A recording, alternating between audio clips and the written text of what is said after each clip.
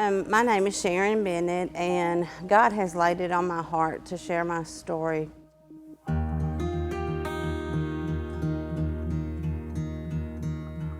guess you could say when I was 17 is really when my darkness started.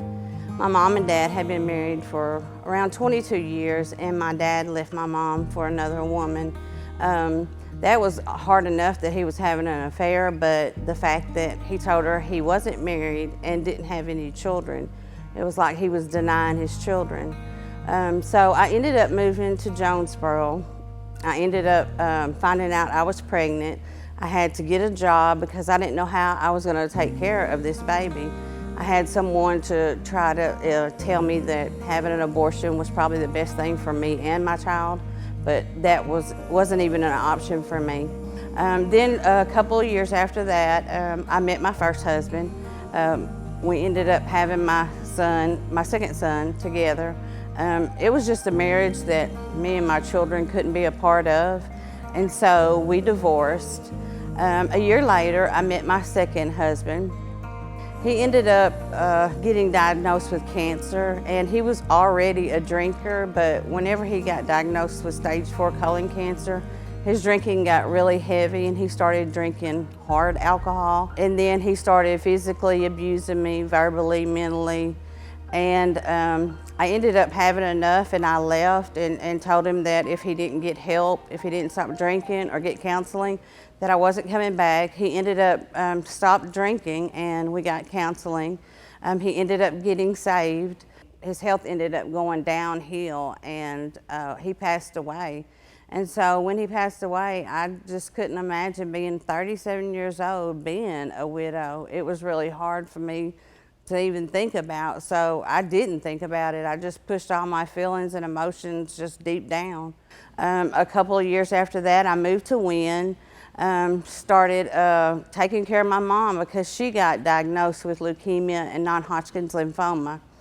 She was in remission, but then it came back, and when it comes back the second time with leukemia, it's really strong. My mother ended up passing away, and I also pushed her death back. I didn't mourn for my mother. Soon after that, I guess you could say that is when my addiction started. I started getting into opiates. I was introduced to it. And it was like hydrocodone became my best friend. It just made me not think about anything. I didn't have to feel any type of emotion. And I ended up getting a job at the school in Wynn. I had been there about 5 years and had to end up retiring because I had total knee replacements done. And then I was, prescribed pain medication. I was taking it at first because I was in pain, but then I remembered how it just, took away my emotions. I didn't have to feel anything. So then my darkness got really dark. It was like I was in a black hole and couldn't even see a piece of a light shining. I had got to the point where I had two choices. One was to either change or one was to end it all. I ended up calling Pastor Andy and talked to him and told him what was going on. And he asked me, if I was to die that day, would I go to heaven or would I go to hell? And so I knew I was going to hell, and I didn't want to spend eternity in hell. I wanted to go to heaven. And so I asked Christ into my life, and I was saved that day. And so I knew then that I was a child of God. And so I knew I had to get some help. I knew that I was powerless over my addiction. I ended up calling some rehabs that were faith-based. I went to Agape House in Corning. There we went to church Monday through Friday. We went to church on Sunday. We had Bible study from 8 to 4. So that was the first time that I got away from everything. I could focus on myself. I hadn't done that in a long time. And so it was something that I wanted. And then, I started learning more. I started having a relationship with God. I got a chance to meet all people from all walks of life. My thing was, I was judging people though, because I thought my addiction was better than one of the girls that was on heroin, meth, or things like that, but it wasn't. Just like one sin is just as bad as the other. And then it just something hit me because I was thinking, I don't really have this peace within me.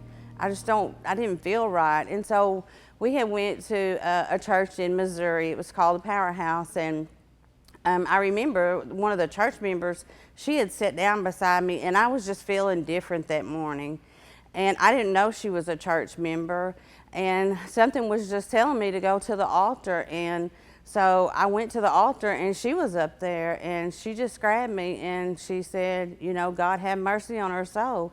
And she just said, you have to let everything out. I realized that I thought I had forgave my dad, but I actually didn't. I was still holding anger and bitterness towards him, denying the fact that he had 5 kids. And then after I let that go, it was like, I felt like a feather. I just kind of collapsed in her arms. My heart totally changed then. I was more compassionate, more loving. I could sit and hear somebody's story and listen to them. I listened more than I talked. And that was something I had a hard thing to do before. I didn't see myself going back to my old life or falling back in my addiction because I knew God had got a hold of me and changed me. And so I don't doubt what God can do. If you're having a hard time in your marriage or with addiction or being a single parent or being a widow or losing a loved one, you can get through. You just have to have that faith in God and trust in God.